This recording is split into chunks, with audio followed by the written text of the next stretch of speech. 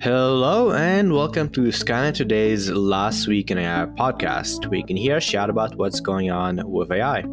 As usual, in this episode, we will summarize and discuss some of last week's most interesting AI news. You can also check out our Last Week in AI newsletter at lastweekin.ai for articles we did not cover in this episode.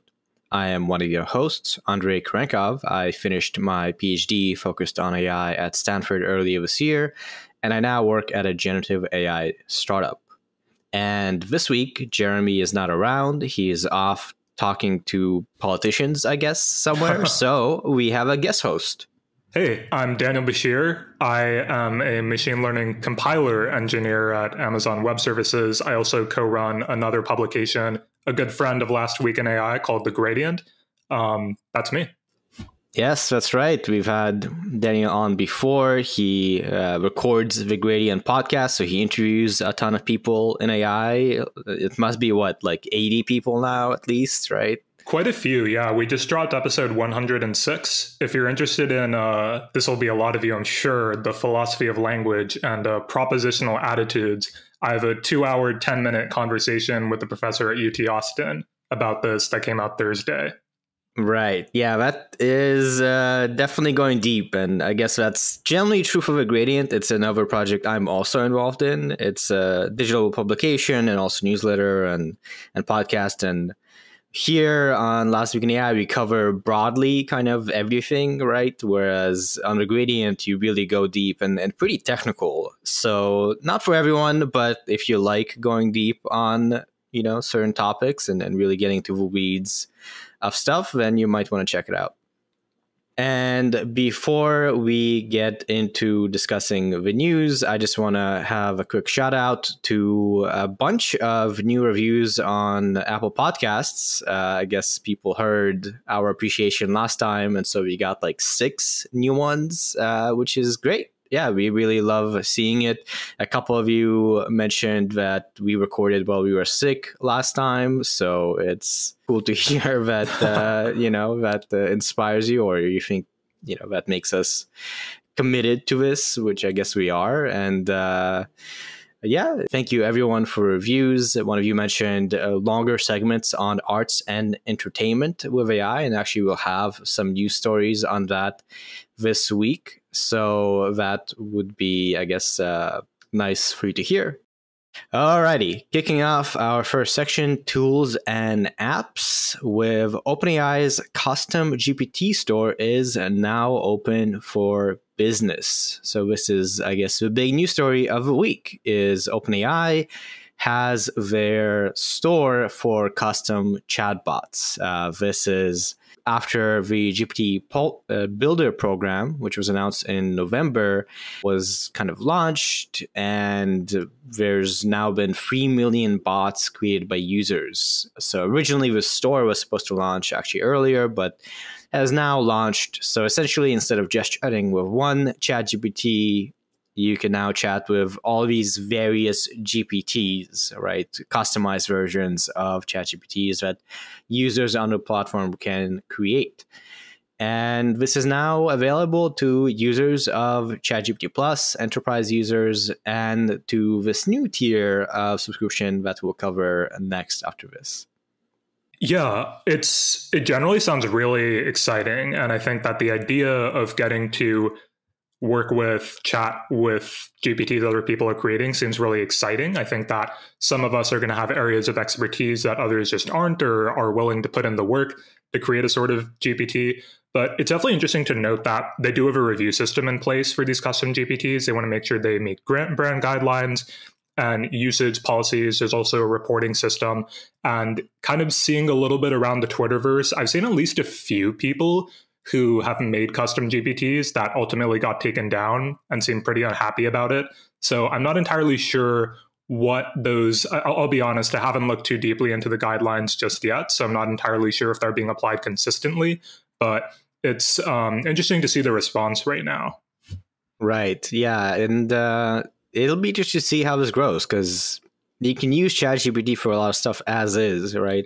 And these customized ChatGPTs are Not too different. I think you customize them similar to other chatbot platforms. You kind of prompt them, give them some example. So it's not a ton of work to create a custom ChatGPT, but it does seem like they might actually train on interactions. So these customized GPTs will diverge from kind of the main ChatGPT over time, potentially, as people use them, which would mean that this will be a true repository of, I guess, thousands or hundreds of thousands of different chatbots trained on different data and different interactions.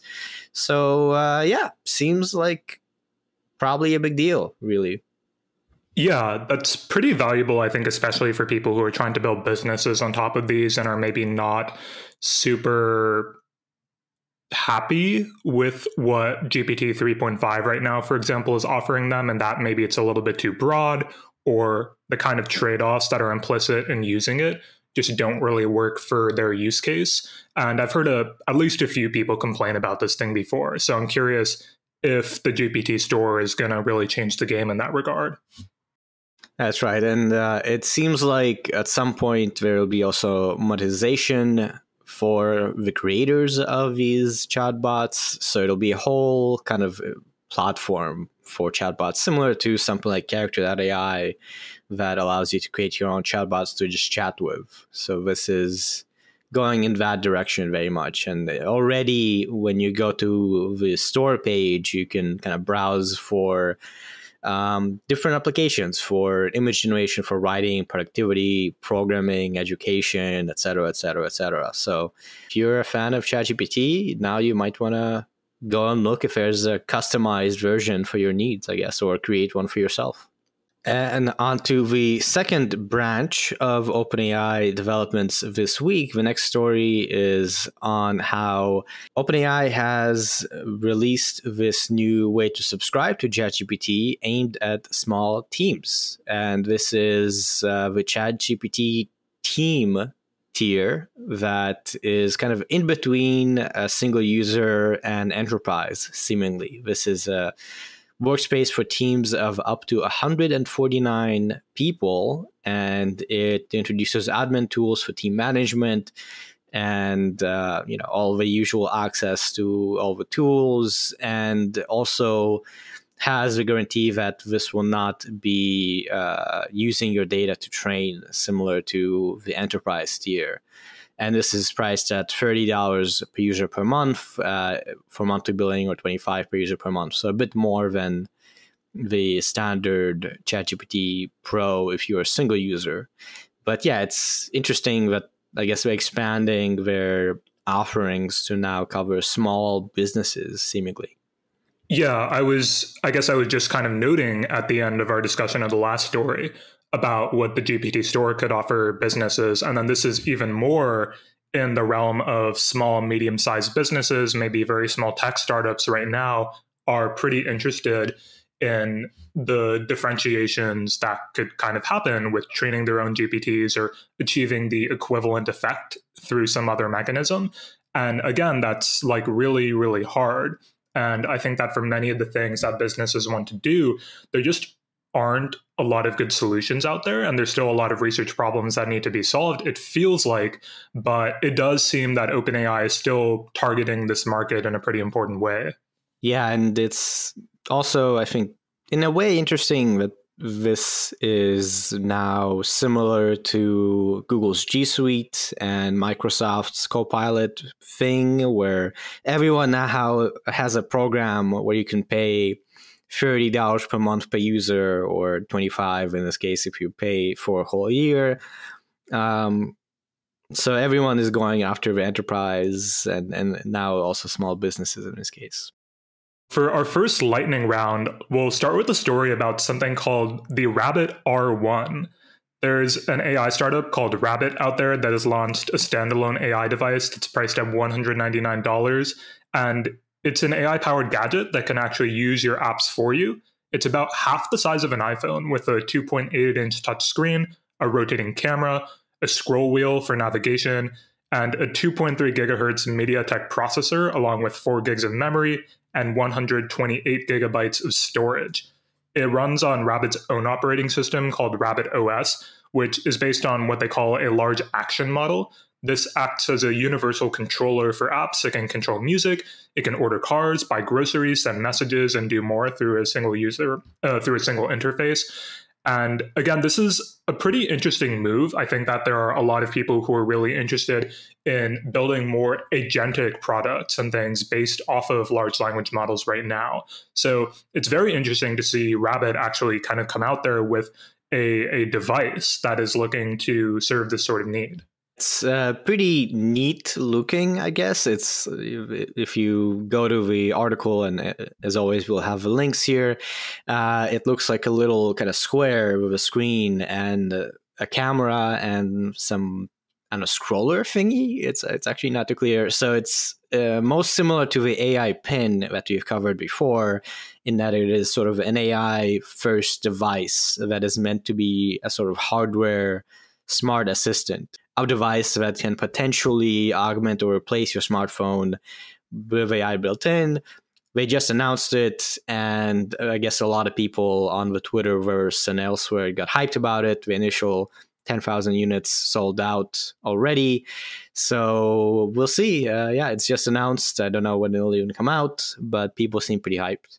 Our next story is about one of the tech giants. Amazon's Alexa has gotten some new generative AI-powered experiences. These are developed by Character AI, Splash, and Volley, and they're all available for you in the Amazon Alexa skill store. I promise I'm not marketing for Amazon. I'm just telling you what's happening here. For some of the examples here, Character AI's experience allows Alexa users to have real-time conversations with different personas. These include fictional characters and historical figures. You might have seen that Meta recently launched this sort of thing as well in their Messenger app. So this seems to be the sort of experience that a lot of companies, especially in the social space, seem to want to build around. Splash launched a free Alexa skill. This enables users to create songs using their voice. They can choose a musical genre, add lyrics, and either rap or sing along. Perhaps good if you're kind of interested in creating music, but you have no capacity for actually composing stuff like me. Volley has introduced a generative AI-powered 20 questions game. This uses AI to interact with users by asking questions, providing hints, and explaining yes or no questions. Seems like a bit of a no-brainer, and maybe a good strategy on Amazon to partner with these already established other companies like Character.AI that we've covered as being very popular. You can't talk to all the characters, it seems. You can't talk to like Elon Musk or William Shakespeare. You actually have to still go to Character.AI, but a lot of them are now available on Alexa. So yeah, now if you have one, you can play around with some fun AI stuff. And one last story for this section. Google is working on an advanced version of Bard that you will pay for. And that story, it's supposedly going to be called Bard Advanced, and this will be something you pay for Google One. This will presumably be powered by Gemini Ultra, this version of Gemini, their flagship model that's akin to ChatGPT, that is yet to be out. So yeah, not too surprising here. I guess something we probably all expected, but we'll be very interested to see when this does come out if it will measure up to GPT-4 and other, I guess, paid tier chatbots. Everybody right now has been talking about how it feels Google is really sleeping in the AI game right now when it comes to shipping advanced chatbots, how long it took them to finally get Gemini out. And it'll be interesting because Google kind of, as an incumbent, has certain sorts of natural advantages. They have distribution and things like this. So the question, I guess, for Google is, will they be able to deliver something that is enough of an improvement over everything else and is distributed in the right way so that they can recover some of that market share from the competitors? I think that's a really big question for them right now. And on to the next section, applications and business, starting with one of our favorite topics in business, hardware and Nvidia. And the story is that Nvidia's newest chips are designed to run AI at home and are probably going to compete with Intel and AMD.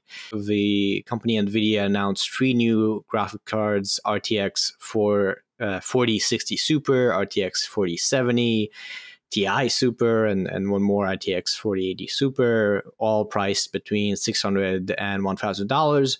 Relatively cheap relative to the high-end GPUs people use for AI training and things like that. And these will have tensor cores for running generative AI applications. So this is kind of moving away from the business enterprise level of GPUs that cost tens of thousands of dollars each towards more of a consumer bent. And as we've covered, AMD and Intel both have had some of their own hardware announcements aimed more at runtime, not training, at inference. And so with these announcements, NVIDIA is running into that category as well. This is pretty big. They are really jumping into, again, taking great market share here in something that's going to be pretty important going forward. As Andre just kind of pointed out, this is, again, not on the side of individuals like you and me might not be training our models, but the games we play, the programs we use, Photoshop, for instance, they are more and more going to start integrating generative AI features. I think as soon as GPT-3 came out, for instance, we already saw people experimenting with using it to generate dialogues for characters. And also, like, this chip can be used for tasks like generating images on Photoshop's Firefly generator, like removing backgrounds and video calls. And NVIDIA is also developing tools for integrating generative AI into games. So this is something that's going to be pretty huge going forward. And I'm not at all surprised to see NVIDIA jumping onto that. Seems like, as always, hardware is where the money is at, or has been in large part so far. So NVIDIA still might be a reigning giant. We'll have to see if Intel and AMD do manage to make a dent with these new chips in the fray. Our next story kind of ties in naturally to what we were talking about with games. So Valve has recently updated its rules for game developers publishing AI-based games on Steam, which requires them to disclose actually when their games use AI technology. And this is really a move that is coming in, I think, a lot of ways right now. This isn't just happening in games, but in the case of Valve, this is aiming to increase transparency around the use of AI in games, protect against the risks of AI-generated content, and allow customers to make informed decisions about purchasing AI-based games. These rules are coming after a lot of developers complained that Valve was rejecting game submissions containing AI-generated assets due to copyright concerns. And so, again, this is just a case where having that transparency is going to be pretty important. There are lots of things people will run into when they're developing AI-generated media, where they come into conflict with things like copyright, and having some knowledge about what's going on, that there is a generative AI system being used, and probably some of the technical details of that system are going to be pretty important to both understanding and mitigating these concerns. Seems that so far the policy has been to basically reject games that use AI, and this explicit update to the policies with Valve's blog post essentially opens the floodgates, so to speak, it seems. So now you are officially allowed to use AI, you just have to disclose it. Pretty much necessary for Valve, given that probably there are already many games being submitted with AI-generated content.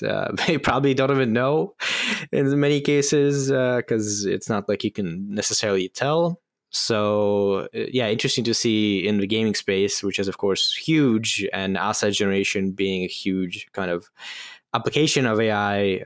Steam, for those who don't know, I guess we should probably mention, is a major marketplace for video games. So if you want to buy a game on a PC or Mac or any kind of non-console, you would usually go for Steam. So it's a huge deal for them to allow it. It's kind of like, I don't know, YouTube allowing AI in their videos, so to speak. On to the lightning round. So not too long ago, we were talking about some of the big questions for Google as it tries to push out generative AI systems. And our next story is about an AI-powered search engine called Perplexity that really wants to make Google dance. They recently raised $73.6 million in a funding round.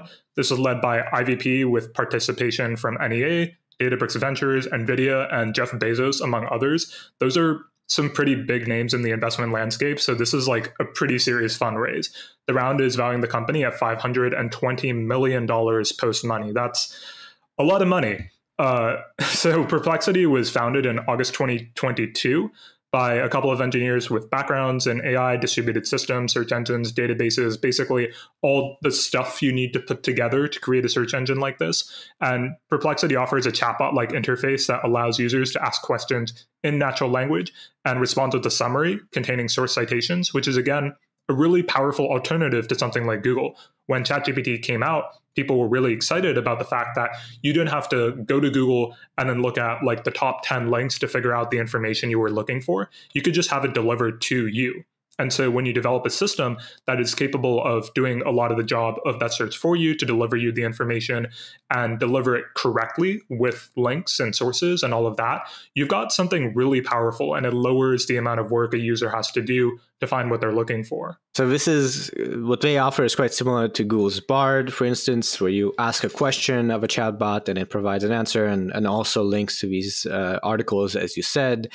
U.com is another version of this, and ChatGPT also can do it. So it seems like a new kind of bet on a search paradigm where you ask a question and it searches the web for you and provides you a summary.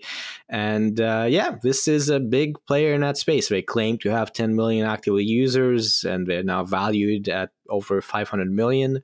So we'll have to see. But if you're looking to try out a tool, then Perplexity might be something you're interested in. And next story is about self-driving cars and about how Waymo will start testing robotaxis on Phoenix highways. Waymo has been testing and actually running commercial services in several cities for a while now. They've been in Phoenix for a very long time. They've been in San Francisco for a while, but this has always been in the city itself, in the streets. They have not been allowed to ride on highways.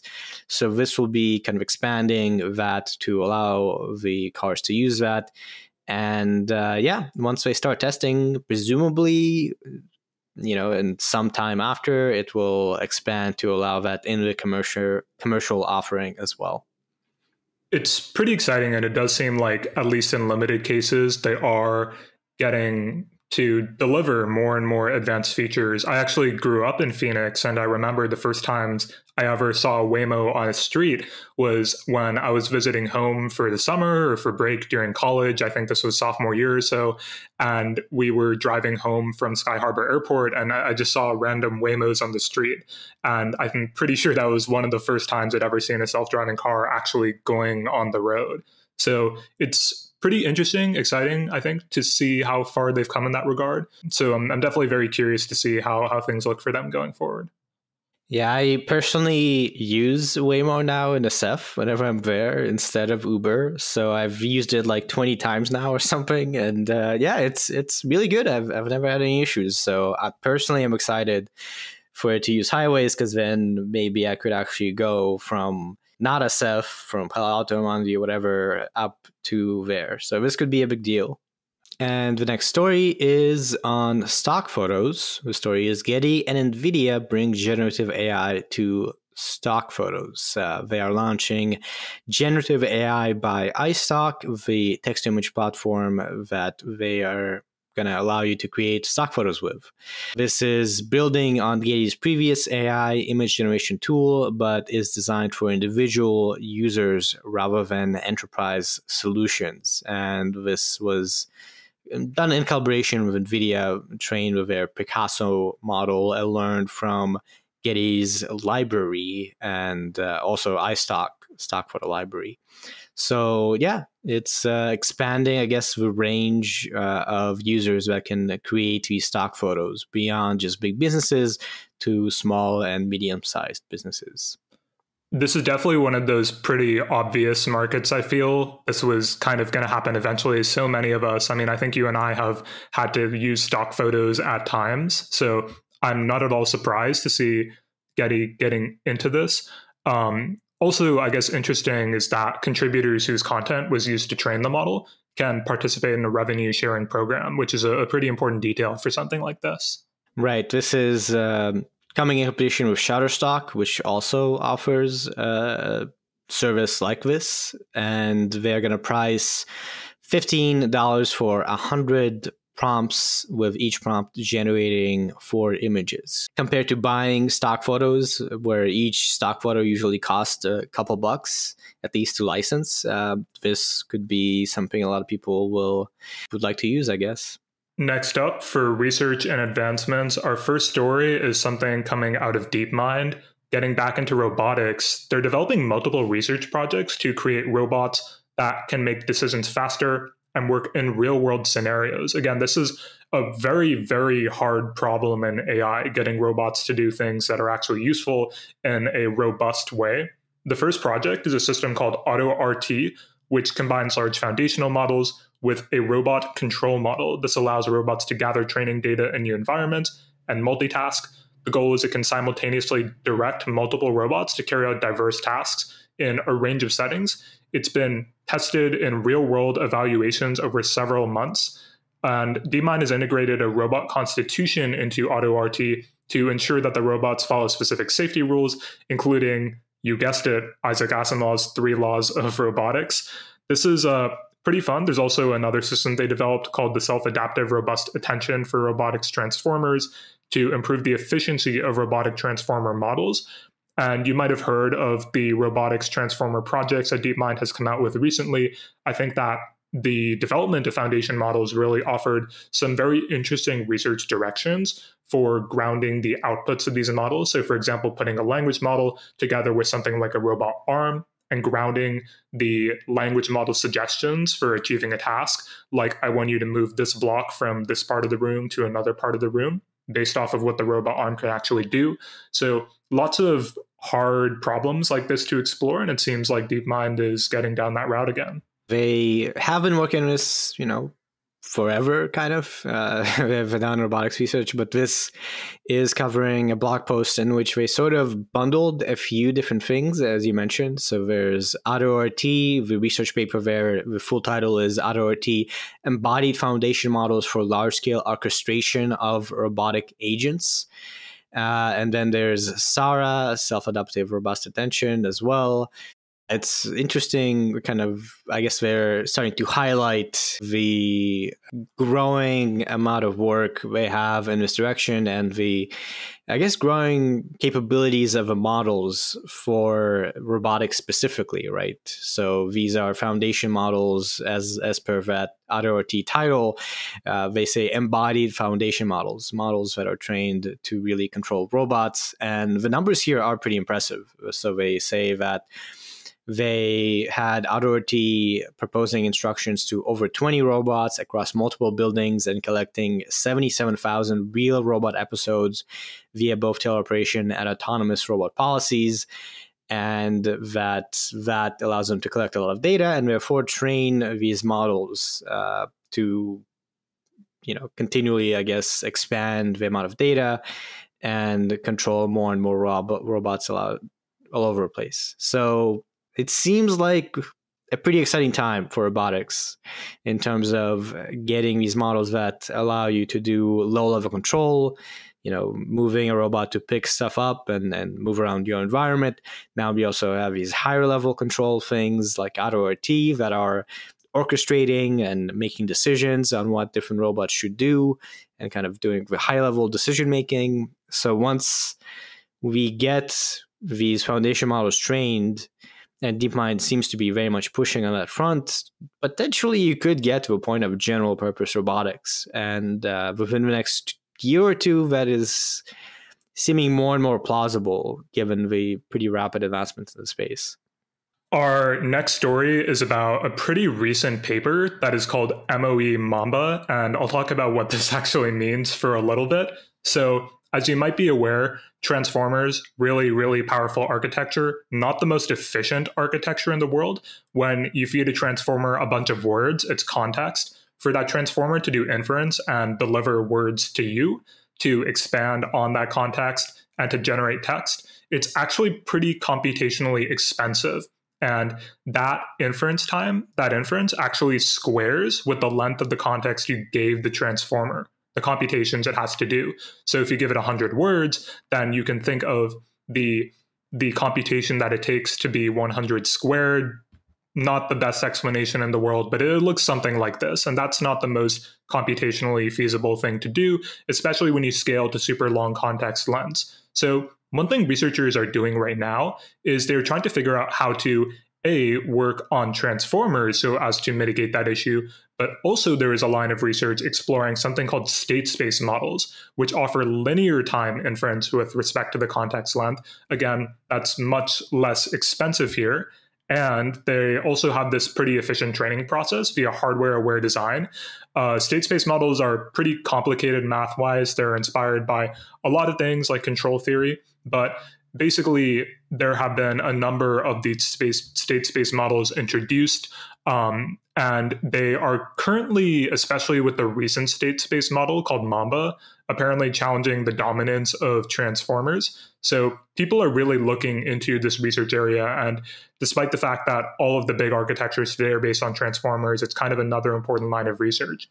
This paper, MoE-Mamba, combines the recent Mamba model with something called Mixtral of Experts, which is a class of techniques that allow drastically increasing the number of parameters in a model without much impact to the operations, the number of operations required for the model's inference and training. Basically, again, making that model a lot more powerful without having to substantially increase the computational cost of running that model. So this paper basically combines these two techniques and claims that to unlock the potential of state space models for scaling, they should be combined with this mixture of experts technique.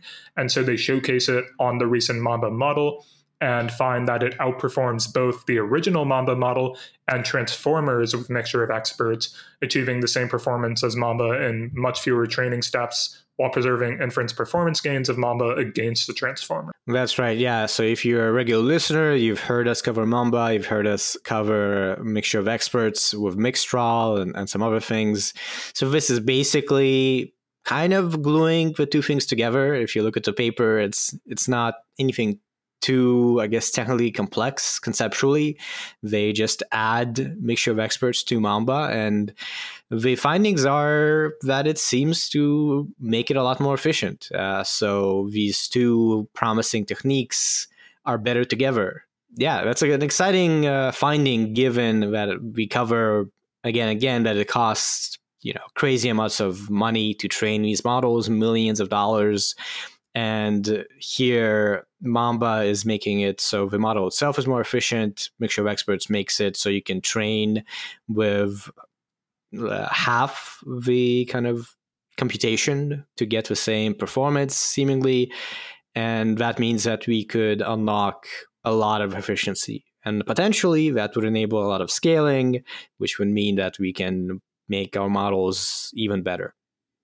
So yeah, exciting times in the AI, architecture, technical detail space. For a while, for a couple of years, it was all transformers all the time, and nothing seemed to really, cross that threshold of being good enough to replace transformers. But you might be getting there. Mm-hmm. And after the lightning round, starting with PIXART-δ, fast and controllable image generation with latent consistency models. PIXART is one of these text-to-image generation models. PIXART Alpha is something that has existed before that could generate these high-quality image of up to 1,000 pixel resolutions with an efficient training process. So PIXART-δ is basically a delta, a next step on that introduces some extra tricks into the process. We have this latent consistency model and ControlNet, just combining some existing concepts, and that significantly speeds things up. It produces high quality images in just a few computation steps. So that means that it takes only half a second for generating 1,000 by 1,000 pixel image. That's a 7-fold speed up. And it is also meant to train within a single day on high-end GPUs. So yeah, it's following up on a lot of progress also in this space of being able to generate images quickly. And yeah, for a lot of these businesses and applications that have generative text-to-image capabilities, soon we might be able to see images being generated in under a second, just super quick. Yeah, I think the big thing to focus on there, as Andre was saying, is that the primary upshot for a lot of this technical work is when these models eventually get integrated into things like consumer applications, things businesses deliver to you, apps that you might be using yourself. Everything is going to be a lot faster. It's going to be higher quality. It's going to be more controllable. You are going to get the types of images you are actually looking for a lot more easily. And next paper is InseRF. That's a good little pun. Text-driven generative object insertion in neural 3D scenes. So we haven't covered NeRF in a little while, but NeRF is still very popular. NeRF is a technique for generating 3D models and 3D scenes from images. And InseRF is, as the title of a paper says, a way to insert objects into 3D scenes constructed by NeRF. So similar to, I guess, being able to edit a 2D image and in-paint something in there, now you can do that with 3D scenes. And as I've said before on this podcast, I think 3D generation and editing of 3D is going to be a big trend and area of improvement throughout this year. I think one of the cool features of this is that it allows for controllable and 3D consistent object insertion without requiring explicit 3D information as input. So again, I think these methods, as they get more powerful, they're just going to require less and less effort on the part of the people using and developing things, which is really exciting. Just to be extra clear, this requires a bounding box in the 3D scene and a text prompt. So the way you might think of using this is you're looking at a 3D scene on your screen, you kind of, rotating it around, see a floor, and you want to add a table onto that floor. You have a bounding box, say add X here, and it does that. And yeah, if you're curious about this application space, they have a project page with a nice little video, and it's pretty seamless. It's pretty impressive. Next story is about the impact of reasoning step length on large language models. For some context here, a lot of you have probably heard of chain of thought prompting before. This is pretty crucial in enhancing the reasoning abilities of large language models. I just did air quotes around reasoning abilities because there is a lot of back and forth over whether these things actually reason. I tend towards the more skeptical side, but what have you. And so again, the relationship between chain of thought effectiveness and the length of reasoning steps and prompts isn't super well understood. So in this paper, researchers conducted experiments to explore that relationship I just mentioned. They manipulated the length of reasoning steps in chain of thought demonstrations while keeping other factors constant. Again, this sort of length of reasoning steps things has a bit to do with how complex the issue you're trying to get your language model to reason through might be. And they found that lengthening the reasoning steps and prompts without adding new information actually significantly improves LLM's reasoning abilities across multiple data sets, possibly because there's some more context or something like this added to that. And they also found that shortening the reasoning steps, even while preserving key information, considerably reduces the model's reasoning abilities.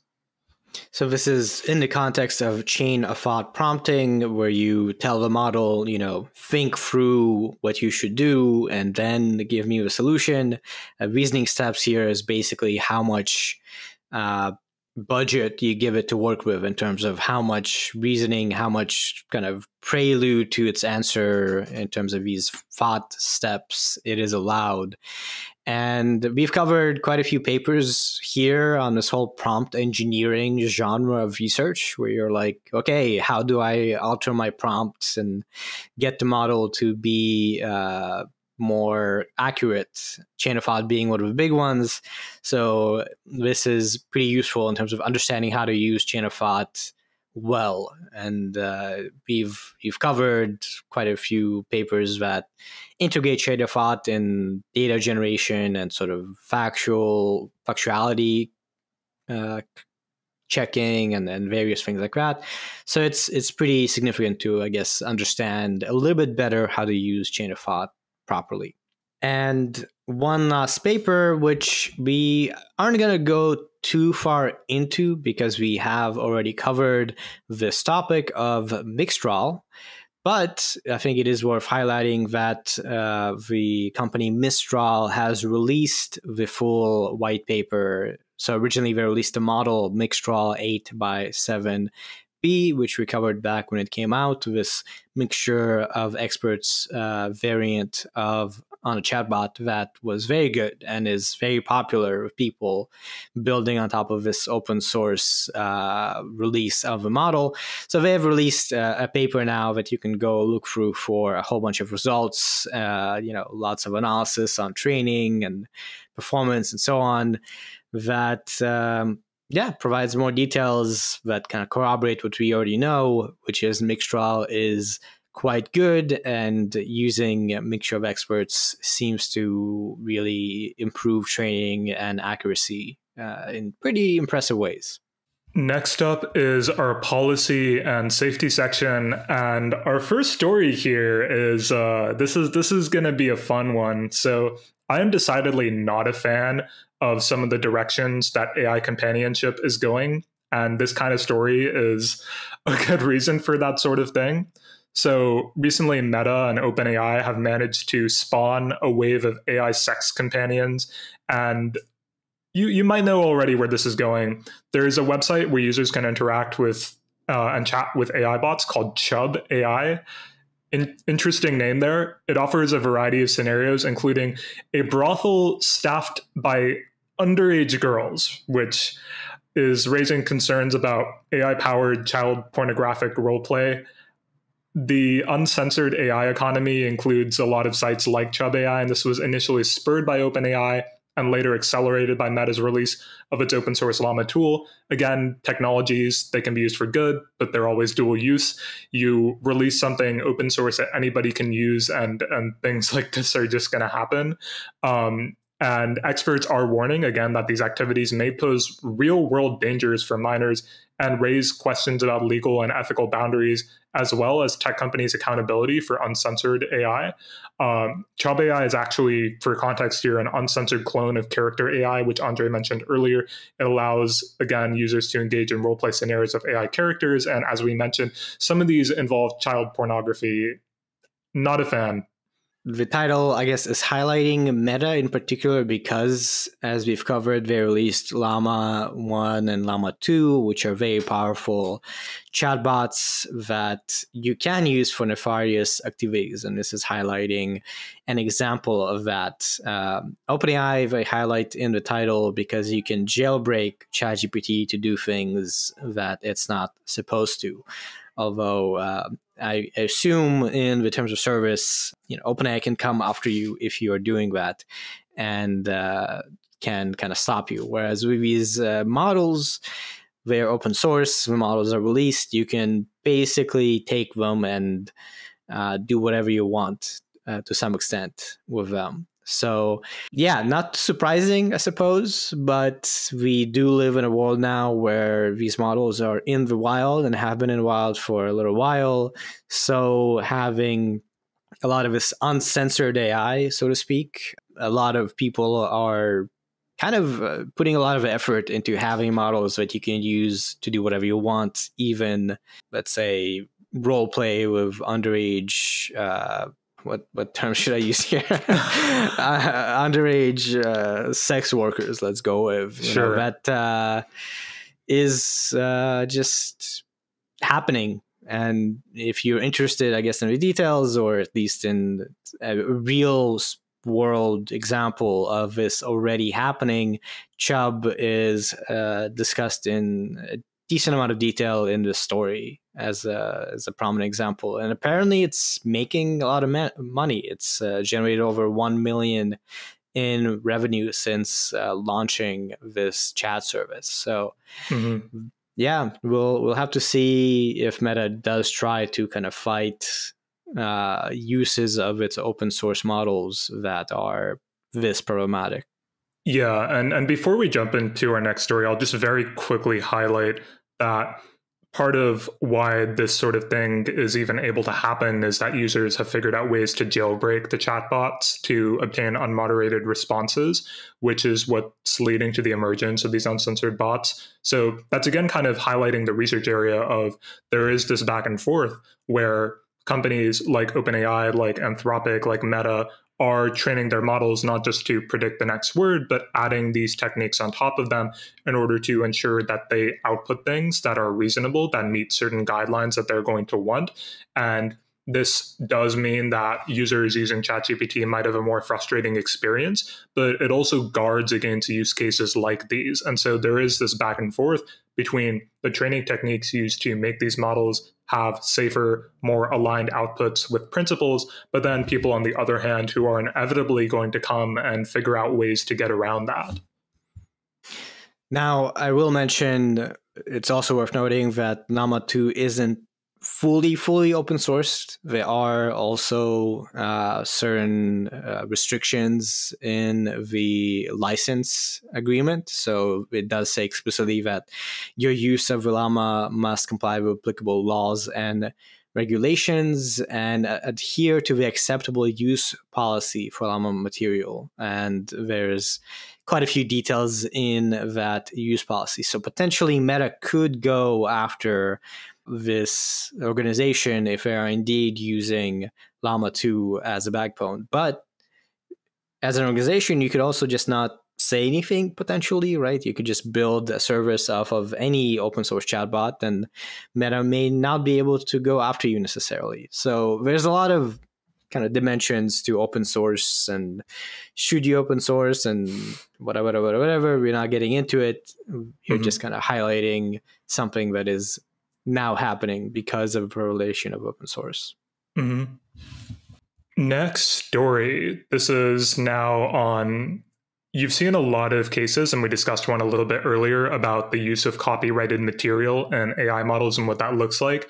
OpenAI has recently stated that it would be impossible to create AI tools like its chatbot, ChatGPT, without access to copyrighted material. And this is, again, as AI firms like OpenAI are facing increasing scrutiny over the content used to train their products. As we all know, a lot of the data from the internet that ChatGPT, that image generators like Stable Diffusion are trained on is covered by copyright.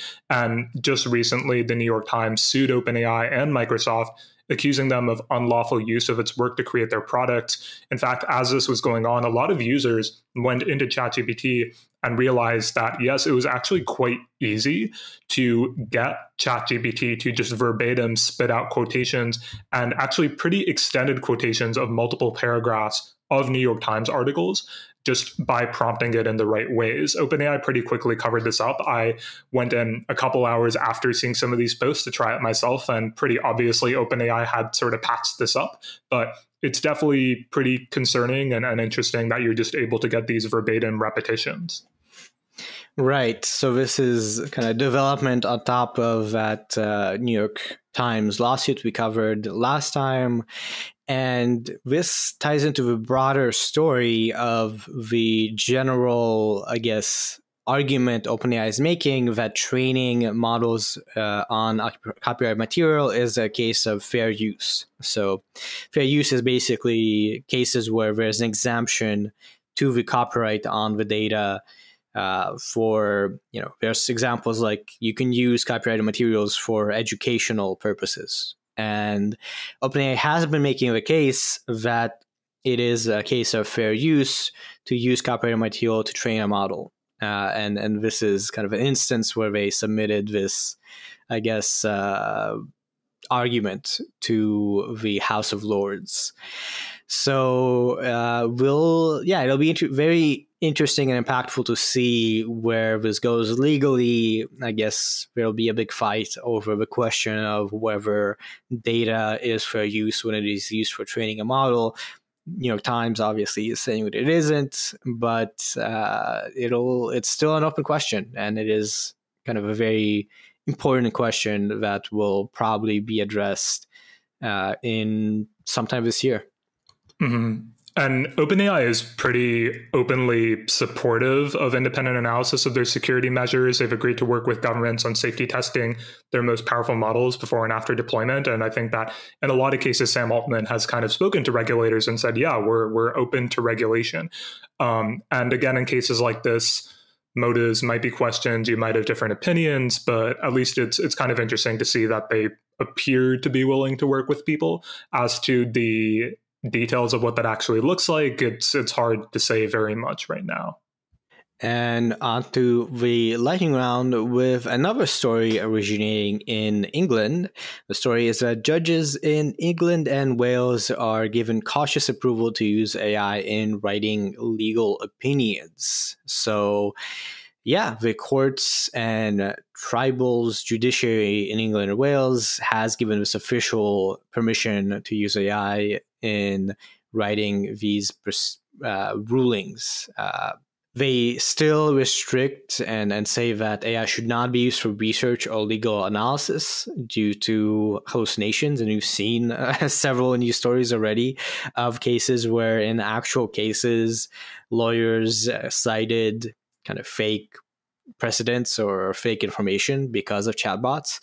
So this is among the first news stories I've seen where there's an official kind of policy of use chatbots to maybe write your rulings, but do not use them for research.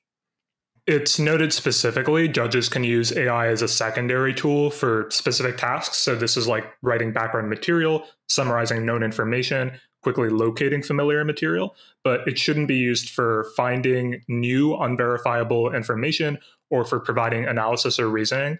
And I think that these safeguards and limitations in that use, at least just the rules around it, are pretty important, especially when you're talking about discourse, statements people might make that could be legally binding in some way. And so I think it's actually a pretty big question for the law about, for judges, maybe for companies, when they issue statements that are legally binding, and maybe some of those statements are AI generated, what that looks like. What are the parameters? How do you deal with that? And on a related note, we actually have a little research paper in this non-research section, but it's very relevant because this is a story from the Human-Centered AI Institute at Stanford, and it is about a study from the Stanford Reg Lab about the amount of hallucination and kind of incorrect information found in chatbot responses when you have specific legal queries. And the finding is that there's a huge amount of mistakes. So they found that between 69% to 88% of responses to these legal queries can result in hallucinations in state-of-the-art LLMs.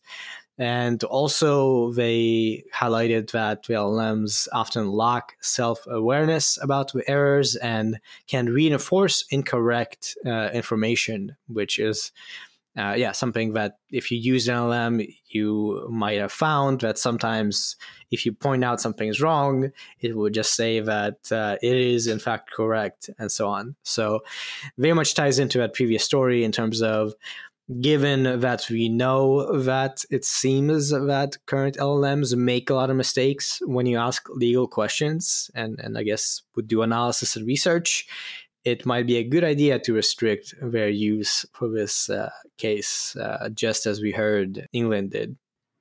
Yeah, and some of these findings are, I guess, pretty unsurprising if you spend time with the chatbot, but also, again, very important for the usage in these contexts, given the prevalence of certain sorts of cases. For example, in their training data, these chatbots might favor things like well-known justices, specific types of papers. The study also found something that is not just true in a legal context, but again, if you spend any time with the language model, you might ask it these sorts of trick questions where included in the prompt you give it, you lead it towards the wrong answer.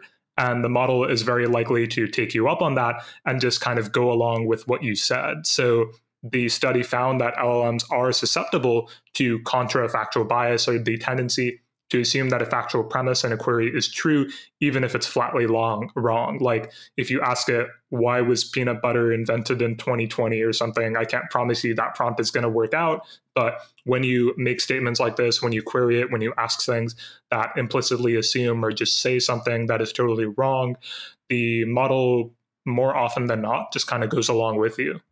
And to be clear, this is for general purpose chatbots. So this is specifically GPT 3.5, Llama 2, Palm 2. This is not covering chatbots that are specialized for legal applications. And there are startups like Harvey that are looking into, making chatbots usable for research and analysis. But the upshot is, if you're in law or if you're, I guess, talking to a lawyer, they should probably not be using ChatGPT or anything like ChatGPT to do research unless it's, I don't know, super well-known or something. But in general, you should be very careful. Mm-hmm. Next section is on synthetic media and art. And we're kicking off this section with something that, again, kind of rubs with the law. Recently, a list of 4,700 artists whose work was used to train an AI art generator has gone viral, revealing names such as Norman Rockwell and Wes Anderson. This list was used in a court exhibit in a lawsuit against companies Midjourney, Stability AI, DeviantArt, and Runway AI, again, all very big names, accused of misusing copyrighted work to train their AI systems. Many artists have accused Midjourney specifically of stealing their work without permission, and a spreadsheet listing almost 16,000 more artist names as proposed additions to a Midjourney style list was also shared on social media. This has again highlighted artists' frustrations with the lack of regulation around AI-generated art. Questions have been raised about the fairness of profiting from mass-produced images when the AI models that create them are trained on and imitate styles created by real-life artists. Again, if you're somebody out there who has put out a lot of paintings in your name, then somebody could prompt an AI image generator to ask for an image in your style, but it's the image they want to see. For you as an artist, that might significantly impact your livelihood. The document that contains a list was publicly accessible until it went viral, but an archive of the spreadsheet does remain available online. This kind of came out of this court case and then went viral and generated a lot of discussion. It's still the case that in the art world, these text-to-image models are very controversial. A lot of people really viscerally hate them. I don't know if you ever interact with those communities online as, I guess, more of an AI person. Yeah, there's strong feelings there very much still. And this kind of spreadsheet that highlights how thousands of artists have been sourced, so to speak, in terms of the data used to train the models, for many of these people kind of is adding fuel to a fire, it seems. Mm-hmm. And again, it's pretty hard to deal with this because OpenAI said in that previous story we covered that it's impossible to train their chatbots to be as good as they are without training on copyrighted material. And a specific case here where Midjourney's founder, David Holes, admitted in 2022 he didn't seek consent from artists who are still alive or whose works are still under copyright, citing, again, the difficulty of tracking the origin of 100 million images. It's just really, really hard to get all the data you might want to make these models perform well, and imposing rules like getting consent from every artist whose work is still under copyright is really, really hard. So then the questions, there aren't a lot of good answers here. Do you just not train the model on them? In that case, you don't get the good model. Or do you seek permission? That doesn't scale very well. It's we're definitely not at a good point where we have a great resolution on things like this. And onto a slightly different topic, which is deepfakes. The story is that YouTube is cracking down on AI-generated true crime deepfakes. And this is, once again, an example of the weird sort of sci-fi we are living in the future right now situation we have gotten ourselves into with AI. So YouTube is banning content that uses AI to simulate the victims of crimes which include minors, from narrating their own deaths or violent experiences. This is crazy. So apparently there's a genre of true crime content that uses AI to create disturbing depictions of victims. And yeah, now there's an explicit policy that says that you're not allowed to do that. It's, yeah, pretty insane, but another example of the sort of stuff we're going to get from AI when it's in the wild. Yeah, with these powerful models, again, we've talked about how they're going to get easier to use. They already are pretty easy to use to create things. And I guess among all of the types of content people consume, there's some pretty interesting niches out there. And inevitably, given how easy it is now to create content like this, somebody is going to go and do things like what we're seeing here. Families of victims depicted in these videos have criticized them as disgusting. And again, YouTube is imposing some actual recourse here. So violation of this updated policy results in a strike that removes the offending content and temporarily restricts the user's activities on the platform. And penalties increase for further violations within 90 days, which would potentially lead to the removal of an entire channel. And actually, on a related note, the next story starting off a lightning round is also on the AI-generated content on YouTube. This time, it's not true crime, it's comedy. The story is that this AI-generated George Carlin comedy special was slammed by a comedian's daughter. And yeah, there's a whole YouTube video called George Carlin, I'm Glad I'm Dead. George Carlin, if you don't know, is kind of a legendary stand-up comedian who is just very well known and very well regarded. So this was released and met a lot of criticism, including from George Carlin's daughter. And this AI special, it covers current topics that Carlin might have addressed in his comedy if he were alive today, such as mass shootings and billionaires like Jeff Bezos and Elon Musk. This is another, again, example of where you're taking the art that somebody has created in a style that is uniquely that person's, and then creating the content you want out of it.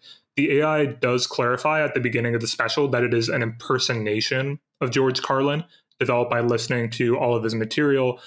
But again, these are thorny questions. Is this the sort of thing that people obviously want to consume these things? There's a market for it, but is it a good thing to have? Do we want this sort of thing? Hard to say. I think it's pretty fair to say it's in poor taste, personally, but yeah. Agreed. Next story, SAG-AFTRA signs deal with voice-over studios for AI use in video games. So going back to SAG-AFTRA, as we've covered, they had a strike last year that wound up with some agreements on the use of AI for kind of your visual appearance. And now there's a deal with this AI voice-over studio, Replica Studios, that sets the terms of use for AI in video games. And these terms include informed consent for the use of AI to create digital voice replicas and requirements for safe storage of digital assets. So very much, expanding on the deal that was already in place that dealt with digital replicas and AI versions of actors. Yeah, this is again kind of trying to rebalance. Now we have AI systems that are naturally just going to take away a lot of work from people, and they're looking for agreements to create new employment opportunities. Specifically, this agreement is expected to create new employment opportunities for voiceover performers who wish to license their voices for use in video games. And again, this applies just to digital replicas and not AI training to create synthetic performances. And so again, this is going to be another back and forth that we're all going to have to pay attention to going forward. And we are going to wrap up with kind of just a fun story, not something so serious as we've had a lot of kind of pretty downer stories. The story is that Mickey Mouse is now in the public domain and AI is on the case. So if you're online and you're in AI spaces, you may have already come across this as a sort of meme. Free early Mickey Mouse cartoons entered the public domain via black and white ones. And a lot of people immediately started training on it and generating data to the 1928 design to, mess around and make funny things with AI Mickey Mouse, AI 1928 Mickey Mouse. And to get into a small amount of technical detail, Langlais has fine-tuned a version of Stable Diffusion XL with stills from 3 1928 cartoons. These were Steamboat Willie, Plain Crazy, and The Gallopin' Gaucho.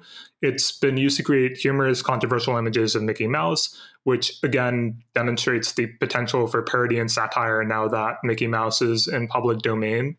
And the use of Stable Diffusion XL doesn't make these images 100% legal because, as we mentioned earlier, the base model still incorporates copyrighted work in its training data. But again, this is a more fun, interesting use of these things. Yeah, so if you go to the link we have of a story in the show notes, you can see some examples of drawings of Mickey Mouse watching TV or eating pickles or whatever. So yeah, kind of just fun. And with that, we are gonna wrap up. Thank you so much for listening to this week's episode of Kind of Today's Last Week in AI podcast. As always, you can find the articles we discussed here today and subscribe to our weekly newsletter with similar ones at lastweekin.ai. Thank you, Daniel, for guest co-hosting. Of course, great to join in as always. And as always, we would appreciate it if you leave us a review or get in touch at contact@lastweekin.ai with any thoughts or suggestions. But more than anything, we would love it if you keep tuning in.